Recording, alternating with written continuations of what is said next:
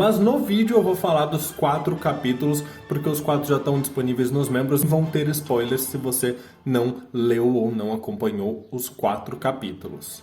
E calma que antes da gente apontar diferença por diferença, eu quero comentar um pouquinho com vocês sobre o desenvolvimento da Towa, de alguns outros personagens como Sou também, e como é contado pra gente sobre o passado dela, essa abordagem e a diferença que traz na narrativa do mangá pro anime. Então talvez essa primeira parte do vídeo seja um pouco mais subjetiva, é a minha interpretação e eu quero saber a opinião de vocês nos comentários, mas esperem até a segunda metade do vídeo, onde a gente vai contar um pouco mais sobre outras diferenças e qual a grande mudança na história, porque existem mudanças muito importantes aqui que fazem com que essa história seja muito diferente da história do anime. Então, fica até o final.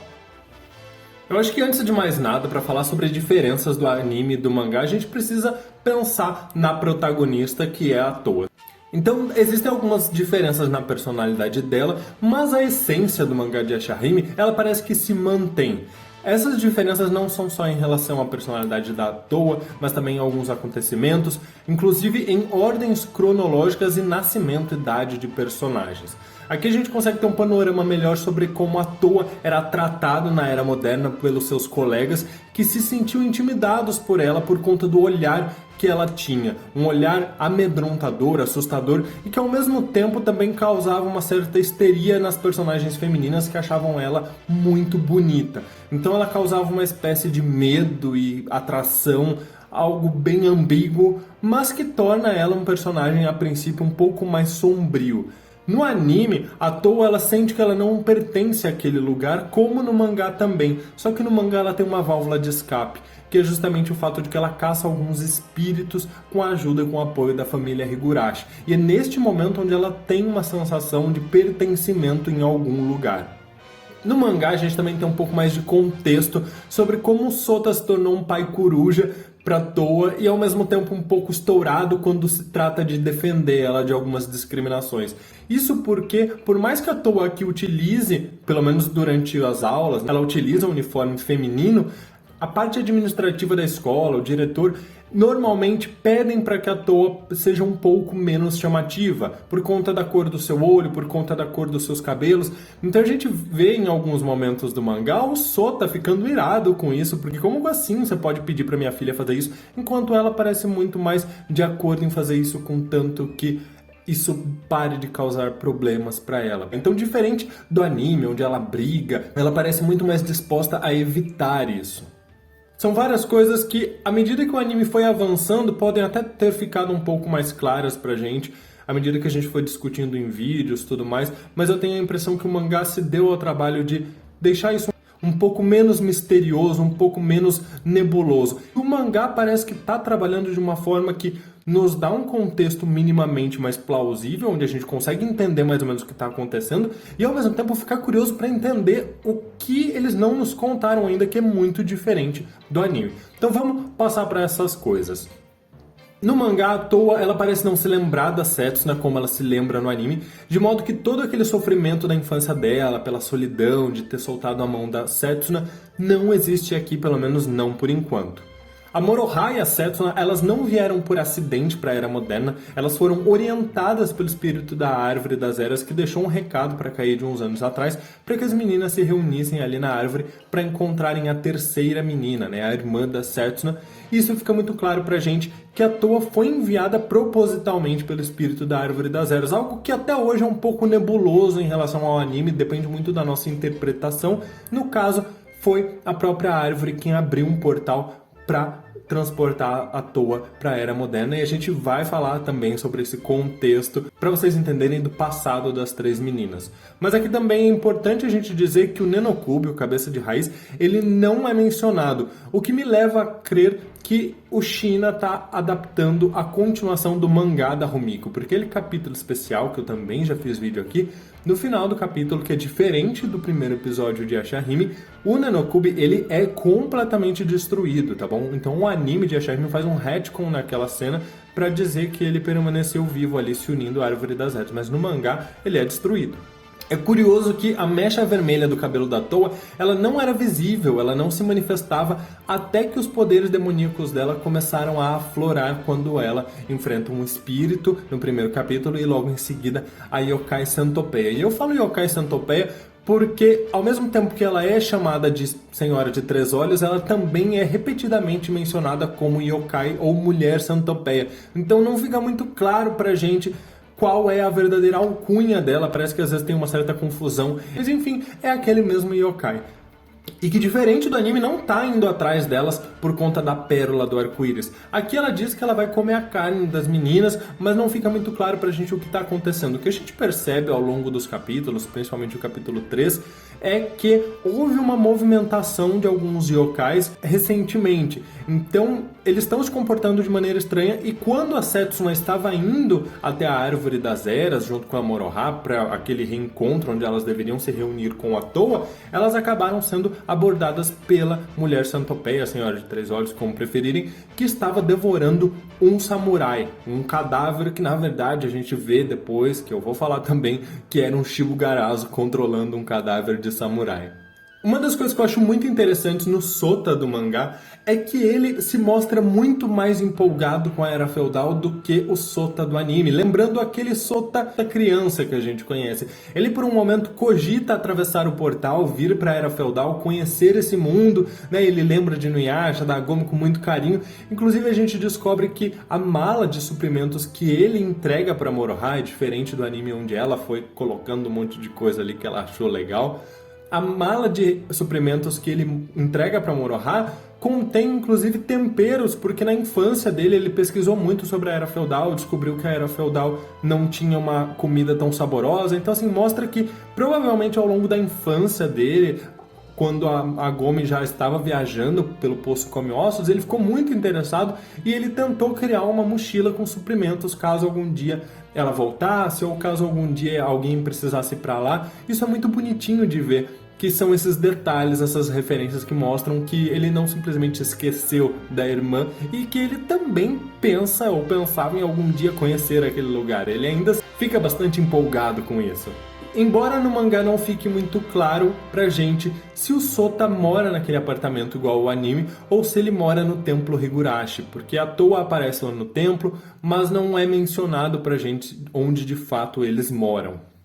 Diferente do anime, a Toa não possui uma Kikujumonji no mangá, ela usa uma lâmina emprestada do templo Higurashi, que é dada pelo vovô, para que ela enfrente tanto aquele espírito quanto depois ela enfrenta Yokai Centopeia. Porém, essa lâmina, que é bem pequena, parece dar um punhal, ela acaba se quebrando. E é então que a Setsuna, quando atravessa o portal para a Era Moderna, acaba trazendo uma espada para Toa e ela usa essa espada. As meninas elas também voltaram de imediato para a Era Feudal, elas não ficaram alguns dias como acontece no anime, sendo que a própria Yokai Centopeia é derrotada lá na Era Feudal, ela volta junto com as meninas, pelo menos com a Toa, e depois as meninas vão atrás dela, diferente do anime onde ela é derrotada aqui na Era Moderna e elas precisam do Nenokube para voltar para o passado. Enquanto que no anime a Moroha dizia que não conhecia a Agome quando a família Higurashi pergunta dela, no mangá a Moroha sabe que ela é sua mãe, sabe que o Inuyasha é o pai dela, mas ela não sabe onde ela está desde que ela era pequena. E é porque ela, enquanto bebê, foi criada pelo Inuyasha e a Agome. Inclusive, a Moroha é alguns meses mais velha do que a Setsuna e a Toa. Diferente do anime, onde as gêmeas nasceram primeiro. Aqui a Moroha nasceu primeiro, a gente vê uma cena muito fofinha dela vomitando no ombro do Inuyasha no dia em que a Toa e a Setsuna nasceram. E agora eu vou contar um pouquinho pra vocês da infância das duas, que é muito diferente do anime, e é onde eu falo que a gente fica curioso para entender o que aconteceu, sem ser uma maneira nebulosa. Quando elas eram bebês, as três foram levadas numa determinada noite, junto com a Rin e com a Agome, por uma espécie de carruagem para longe do vilarejo da Kaede. O Inuyasha deixou claro para Kaede que ele voltaria dentro de um mês, mais ou menos, e foi acompanhado de um antigo amigo do seu pai que parece muito com o Uriko. Só que ele nunca voltou. Anos depois, a gente vê já as meninas um pouco mais velhas, porque elas deviam ter ali aproximadamente os seus 4 anos de idade. Tanto o Homura quanto o Konton atacaram uma mansão onde as meninas viviam rodeadas por mulheres sem rostos, Mulheres essas que assumiam a aparência tanto da Agome quanto da Rin, mas que as meninas sabiam que não eram as suas mães verdadeiras. Essa mansão era protegida tanto pelo Jaqen, que assumiu uma forma mais humanoide, mais de um senhor, quanto por uma barreira que é mencionada tendo sido destruída. E a gente sabe que o Homura e o Conton foram ali por ordem da Zero.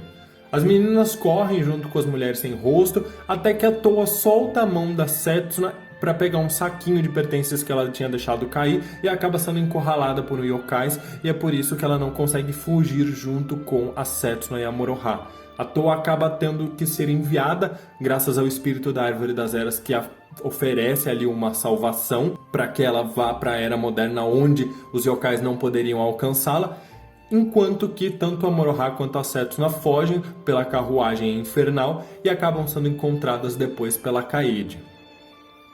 E vocês sabem muito bem que no anime é o Sesshomaru quem leva as gêmeas para a floresta, o Jaqen cria uma barreira para proteger elas, o Homura coloca fogo na floresta, enquanto que a Agome entregou a Moroha para o Hachi levar até a tribo dos Yokais Lobo. Então aqui a gente tem uma diferença muito grande, que é: elas viveram em uma mansão, que é muito melhor, eu imagino. Elas viveram, ainda que não com as mães verdadeiras, mas pelo menos haviam pessoas, né, as yokais, as mulheres sem rosto, cuidando delas.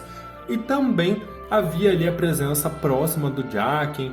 A Moroha e a Setsuna conseguiram passar a infância juntas, tanto que elas foram criadas ali por volta dos seus 4 anos, até ficarem um pouco mais velhas, junto da Kaede, quando as duas foram morar na aldeia dos exterminadores de yokai, sendo que após algum tempo, sem revelar o motivo, a Moroha saiu da aldeia para se tornar uma caçadora de recompensas. Diferente do anime, a Borboleta dos Sonhos, ela roubou sim os sonhos da Setsuna, mas ela também roubou as emoções dela, o que justifica ela ter aquele jeito inexpressivo. Não é só pelo fato dela ser filha de Sesshomaru e ter passado uma infância difícil. Ela tem um motivo místico para também não demonstrar tantos sentimentos. A melhor parte do mangá é a Kaede fofoqueira, que logo no segundo capítulo já sai contando tudo, nos dá flashback de como foi a vida de Inuyasha e Agome após casados, nos mostra um pouquinho do encontro de Sesshomaru e Rin, conta quem é mãe, quem é pai, onde eles estão, o que ela sabe, ela conta tudo, maravilhosa, muito melhor do que a do anime.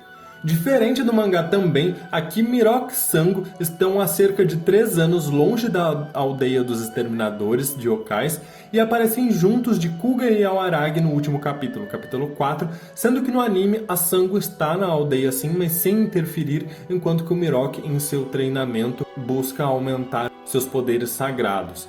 Embora no mangá ele também pareça duvidar da sua capacidade sem o buraco do vento. Então mostra pra gente que ele ainda tem essa dúvida quanto ao poder dele, a sua capacidade. Talvez ele também esteja fazendo algum treinamento, não foi revelado, mas ele está junto da Sango e também do Kuga e da Aoaragi, que eu fico bastante curioso, porque a Aoaragi aqui não usa aquela armadura, a princípio não tem informação dela ter conhecido a Moroha, pelo menos ela não cuidou da Moroha até onde a gente sabe. Também diferente do anime, aqui o espírito da Árvore das Eras, que inclusive tampa o rosto ali de Kikyo com uma espécie de selo, orienta as meninas a tentarem descobrir e resolver o que aconteceu com seus pais, que é a causa da distorção do tempo. Mas ela não diz especificamente que elas precisam matar Kirinmaru, muito menos que elas precisam derrotar o Sesshomaru. Inclusive, quando eu falo dessa missão pro oeste, é diferente do anime, onde a missão da Toa era romper a maldição da Borboleta dos Sonhos. Aqui, a Toa não parece estar empenhada em fazer isso, ela não parece ter essa determinação, esse objetivo, como a Setsuna também parece não se incomodar. A gente também viu um pouquinho da Coruja Yotsumi, que parece controlar yokais Shibugarazo, que são ditos como não sendo muito inteligentes, para que eles ataquem as meninas quando elas aparecem as 3 no vilarejo da Kaede. Ele inclusive ataca elas pedindo pelas pérolas do arco-íris. E antes de terminar, é importante a gente lembrar que aqui no mangá, Kohaku, Hisui e os demais exterminadores, junto com a Gyoukuto e a Kinu, vivem na aldeia de exterminadores que foi reconstruída.